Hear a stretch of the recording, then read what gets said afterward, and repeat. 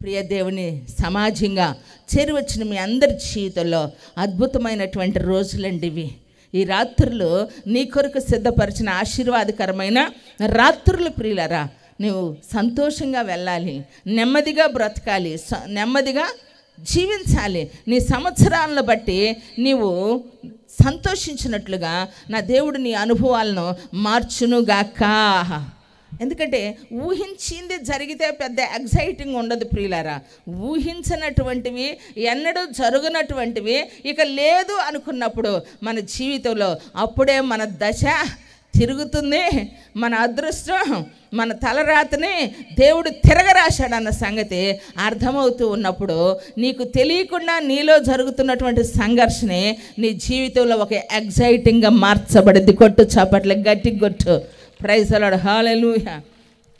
ఎందుకు తెలుసా ప్రియులారా, మనుషులమైన మనము బ్రతికాము, వారికి పేరు ఉండదు, ఊరు ఉండదు, పుట్టుకలో కూడా విశేషం ఉండదు ప్రియులారా. కానీ బ్రతుకులో విశేషం ఉంటుంది. అర్థమైందన్నమాట.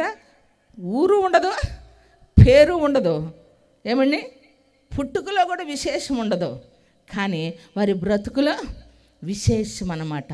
అంటే వారి బ్రతుకులో నడిపించబడిన అనుభవాలే వారి జీవితంలో ఆశీర్వాదకరమైన మాలికగా మార్చబడుతుంది. కొట్టు చపడలే గట్టిగా.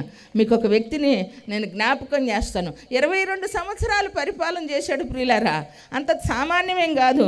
ఇప్పుడు 5 సంవత్సరాలు పరిపాలన చేయాలంటే ఈ 5 ఏళ్ళలో మరలా ఎన్నిసార్లు దించాలో, ఎలక్షన్లు పెట్టాలో అనేటువంటి ఆలోచనలు మనము చూస్తూ ఉంటాం ప్రియులారా. 22 సంవత్సరాలు పరిపాలన చేసిన 30 మంది కుమారులు ఉన్నా వారికి 30 ఊర్లు ఉన్నాయి ప్రియులారా. 30 గాడిదలు ఉన్నాయి. ఆ తర్వాత చనిపోయాడు. ఇది ఎక్కడ రాయబడింది?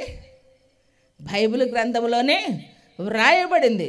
22 సంవత్సరాలు పరిపాలించిన ఈ వ్యక్తి జీవితంలో ఎంత చాప్టరే ఉంది అక్క, ఎంత చాప్టరే ఉంది.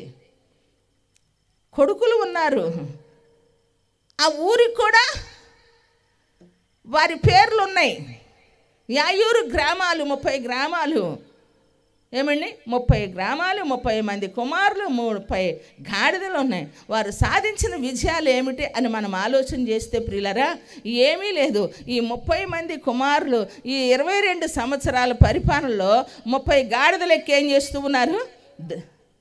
ఊరంతా తిరిగారు, ఊరేగించబడ్డారు. కానీ ఊరును బాగు చేసింది ఏమీ లేదు, మనుషులను బాగు చేసింది ఏమీ లేదు.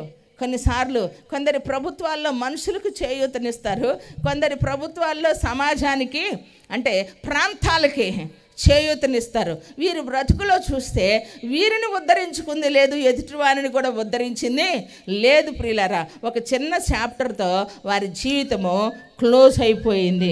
దానికి అర్థమేమైనా ఉందా అని మనం ఆలోచన చేస్తే ప్రియులారా, అంత పెద్దగా వారిని గూర్చి చెప్పుకోదగినటువంటిది ఏమీ కూడా లేదు. ఒకవేళ నా మాట మీకు అపోహగా ఉంటే న్యాయాధిపతుల గ్రంథము 10వ అధ్యాయము 3, 4, 5 3 వచనాల్లో ఇంత పెద్ద 22 సంవత్సరాల పరిపాలన ముగించబడింది. చూడండి, అతని తరువాత గిలాదు దేశస్థుడైన యాయూరు నియమింపబడిన వాడే 22 సంవత్సరములు ఇశ్రాయేలీయులకు న్యాయాధిపతిగా ఉన్నాడు. అతనికి 30 కుమారులు ఉండారట. 30 గాడిద పిల్లలు నెక్కి తిరుగువారు 30 ఊరులు వారికి ఉండెను. నేటి వరకు వాటికి యాయూరు గ్రామములని పేరు. అవి గిలాదు దేశంలో ఉన్నవి. యాయూరు చనిపోయి కామోనులో పాతి పెట్టబడిన. ఎంత ఘోరమైన పరిస్థితో చూడండి. కనీసం మనం పుట్టిన ఊరు కన్నా మనం జ్ఞాపకం ఉండాలి ప్రియులారా. మన సమాజంలో, మన చుట్టూ ఉన్న సమాజానికైనా మనము విలువగా బ్రతకాలి. కారణం ఏంటంటే, నీ పరిస్థితిలో, నీ పుట్టుకను బట్టో, నీ జాతిని బట్టో, నీ ఉన్నటువంటి స్థితిగతులను బట్టో నీ ఒక విలువలేనటువంటి వ్యక్తివిగా ఎంచబడొచ్చేమో. కానీ నా దేవుడు ఆయన నీ జీవితంలో నీకు ఎప్పుడైతే ప్రవేశిస్తాడో, నా తండ్రిని ఎప్పుడైతే నువ్వు ఆహ్వానిస్తావో, ఎందుకో తెలుసా? నీకు విలువనివ్వటానికి, నీకు ఘనతనివ్వటానికి. ఆయన తాను ఎందుకు తగ్గించుకున్నాడో తెలుసా ప్రియులారా? నిన్ను హెచ్చించుట కొరకు. కొట్టు చప్పట్లే గట్టిగా. ఆయన దారిద్ర్యతను ఎందుకు అనుభవించాడో తెలుసా ప్రియులారా? అర్థం కావటంల సమాజానికి. ఎందుకనండి, ఆయనకు బాతిన మేకులే ఆయన పీకోలేకుండా ఉన్నాడు, నన్నేం ఉద్ధరిస్తాడు అంటున్నావు.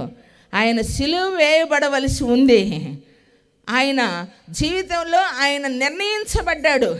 మనుషులందరి కొరకు ఆయన మరణించవలసి ఉంది. ఎందుకనంటే పాప విమోచన కలుగు చేయటానికి, మన జీవితాల్లో జన్మ కర్మ పాపముల నుంచి మనల్ని విమోచించడానికి ప్రియులారా.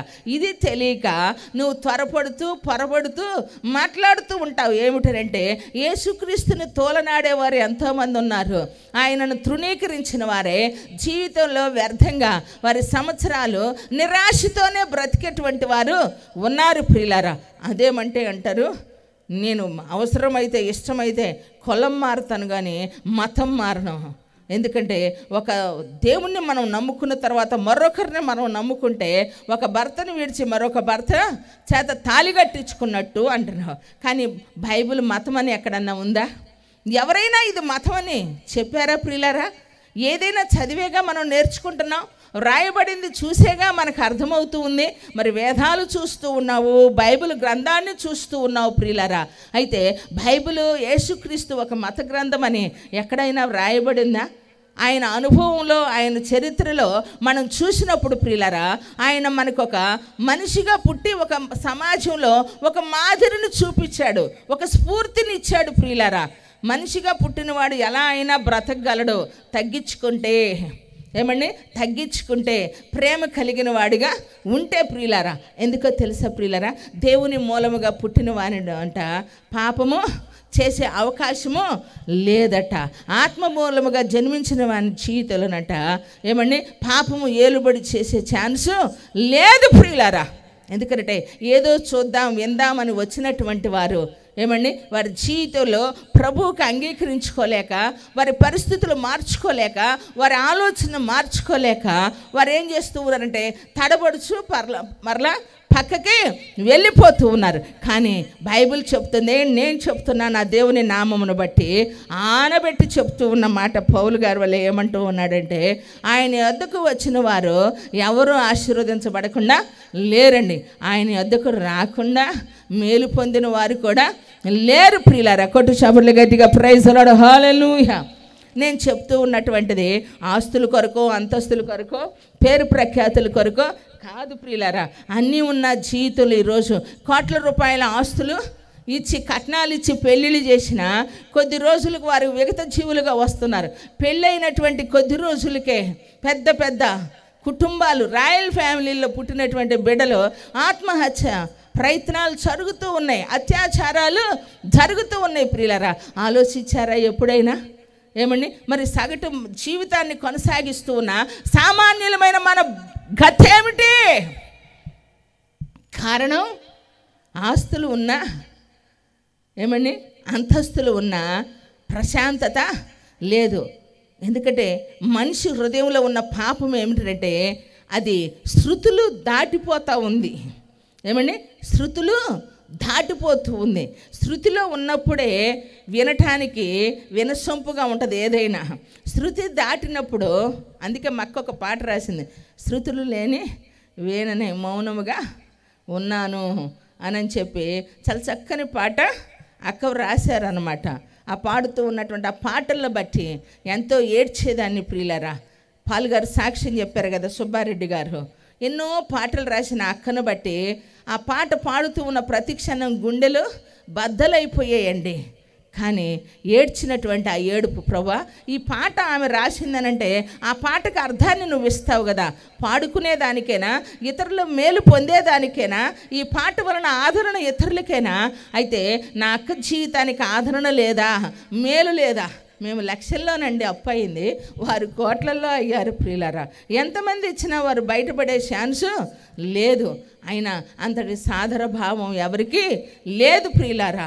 ఎందుకంటే ఇస్తే తీసుకునేవారే కానీ అనుకోకుండా ఏదైనా జరిగితే ఏమంటారని, ఎవడు చేయమన్నాడండి ఇంత, ఎవరు పొమ్మన్నారండి ఇంత అంగు ఆర్భాటాలు, ఎవరు ఇవ్వమన్నారండి లేనప్పుడు తనకు మాలిన ధర్మం చేయకూడదు కదా అని చెప్పి తీసుకునేటప్పుడు సంతోషంగా పొగుడుతారేమో, గనపరుస్తారు, కానీ అదే వ్యక్తి నష్టపోతే ఏమంటారు? లోపాలను వెతుకుతారు. ప్రియులారా, ఆలోచించండి. నా దేవుని సమాజంగా చేరినటువంటి మీ అందరితో నా దేవుడు పలకరిస్తూ ఉన్నాడు. ప్రియులారా, దేవునికి మహిమ కలుగునుగాక. కానీ ఒక దినాన ప్రతి పాట ప్రాణం పోసుకుందండి. ప్రతి పాటకి రూపం వచ్చింది ప్రియులారా, ప్రతి పాటకి ఆకారం వచ్చింది ప్రియులారా. ఎందుకంటే దేవుడు చేసిన మనుషులం. ఆయన ఇచ్చిన మాట నిరర్ధకం కాకుండా ఆమెతో చేసిన ప్రతి ప్రమాణము ఈరోజు ప్రత్యక్షంగా దేవుని సన్నిధిలో వారి సాక్షాత్ జీవితాల్లో మనం చూస్తూ ఉన్నాం. కొట్టు చపట్లే గట్టిగా ప్రైజ్ ది లార్డ్, హల్లెలూయా.